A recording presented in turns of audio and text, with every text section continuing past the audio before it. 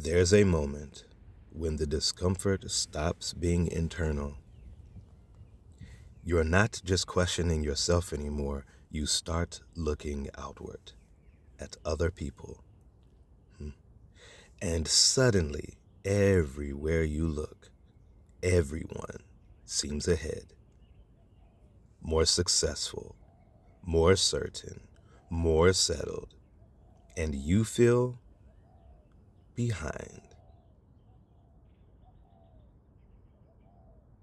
When this feeling appears, the story forms quickly. I should be further along by now. You don't usually think they're ahead because of different circumstances. You think they're ahead because I'm behind. Comparison collapses context. It turns timelines into rankings, and rankings always feel personal. This pressure rarely shows up at the beginning. At the beginning, you're focused inward, learning, adjusting, stabilizing. But once the fog lifts even slightly, your awareness expands. You start noticing milestones, markers, milestones you think you missed. Change sharpens perception, and perception invites comparison. Here's what the mind does next. It compresses time.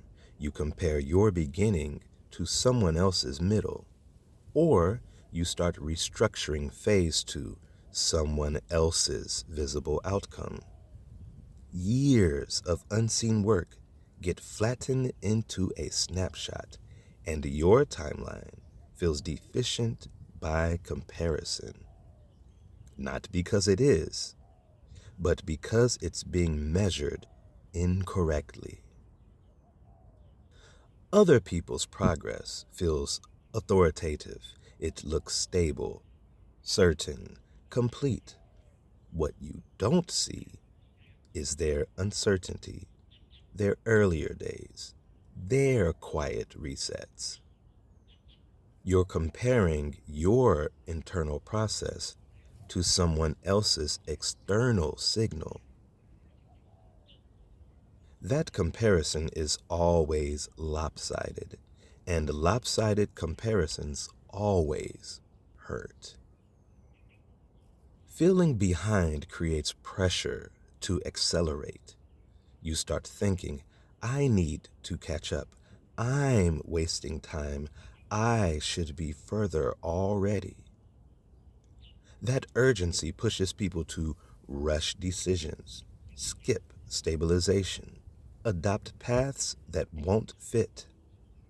Speed becomes more important than alignment, and speed hides mistakes temporarily. Trying to catch up usually creates new problems. You move faster than your structure can support. You adopt goals that weren't yours. You measure progress against standards you did not choose. That doesn't create advancement, it creates fragility. And fragility always collapses under pressure. Feeling behind isn't evidence of failure. It's often evidence that you've become more aware. Your values are clarifying. Your old timeline no longer fits. You're not late, you're rebuilding the clock, and rebuilding always looks slower than running on borrowed time. When you feel behind everyone else, the real question usually isn't, why am I so far back? It's, whose timeline am I using to judge myself? Feeling behind isn't about time lost. It's about measuring a new path with an old ruler. This is subtle logic.